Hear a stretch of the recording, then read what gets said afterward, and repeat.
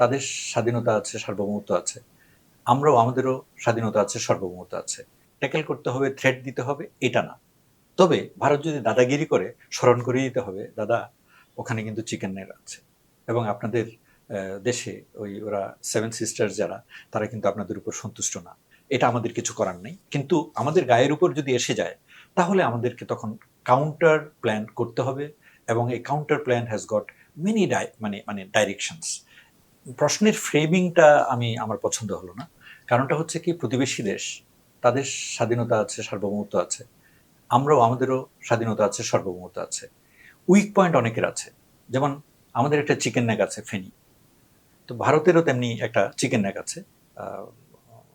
So ওইটার সুযোগ নিয়ে আমাকে ভারতকে ট্যাকেল করতে হবে, থ্রেট দিতে হবে, এটা না। তবে ভারত যদি দাদাগিরি করে, স্মরণ করিয়ে দিতে হবে, দাদা ওখানে কিন্তু চিকেন নেড় আছে। এবং আপনাদের দেশে ওরা সেভেন সিস্টার্স যারা, তারা কিন্তু আপনাদের উপর সন্তুষ্ট না। তো আমরা ওদেরকে যদি সহযোগিতা করি, আশ্রয় দিই, তাইলে আপনাদের জন্য বিপদ হবে। তো সেটা বুঝে তারা যদি আমার সাথে সঠিকভাবে চলে, তাহলে আমার কোনো অসুবিধা নেই। আর সেভেন সিস্টার্স আলাদা হবে, তারপর আসাম, ত্রিপুরা ওরা নিজেরা ইন্ডিপেন্ডেন্ট হয়ে যাবে। এরা এক একটা বাংলাদেশের মতো বিশাল ভূখণ্ড নিয়ে প্রদেশ। এরা আলাদা হতেই পারে। যদি হয়ে যায়, সেটা তাদের ব্যাপার। ওই দেশগুলো হয়তো তখন আরো সুখে থাকবে। অর্থাৎ সেন্ট্রাল যে হেজিমনি আছে, সেটা থেকে ইয়ে থাকবে।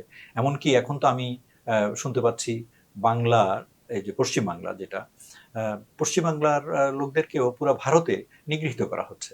শুধু বাংলা ভাষী হলেই তাদেরকে নিগৃহীত করা হচ্ছে। এর বিরুদ্ধে ফুঁসে উঠেছে পশ্চিম বাংলার মানুষরা। তো এরা এরা যদি ফুঁসে ওঠে, তাহলে তো আহ, সেই তাদেরকে আঞ্চলিক, অর্থাৎ তাদের দেশের যে নিরাপত্তা রক্ষা করা, সেটা যদি ভারত ফেল করে, এটা আমাদের কিছু করার নেই। তা আমরা প্রতিবেশী দেশ হিসেবে একটা চাইবো যে তাদের সাথে আমাদের যেন দ্বন্দ্ব এবং এবং বিরোধ না হয়। যেমন আমাদের পার্বত্য চট্টগ্রামে চাকমা সমস্যা ছিল আমাদের উপজাতীয়দের নিয়ে। তো ভারতে এটার ব্যাপারে আমাদেরকে খুব পজিটিভ ইয়ে দেখায়নি।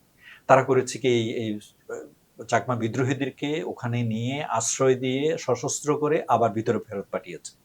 কারণ একই কাজ যদি বাংলাদেশ সরকার, যে কোনো সরকার, যে দলেরই হোক না কেন, সেটা করতে যায়, তাহলে এটা বা মানে কি বলবো, টিট ফর ট্যাট এই ধরনের একটা ব্যাপার হয়ে যায়। তো আমার মনে হয় প্রতিবেশী দেশগুলো নিজেদের মধ্যে এগুলো ইয়ে করে চলা উচিত।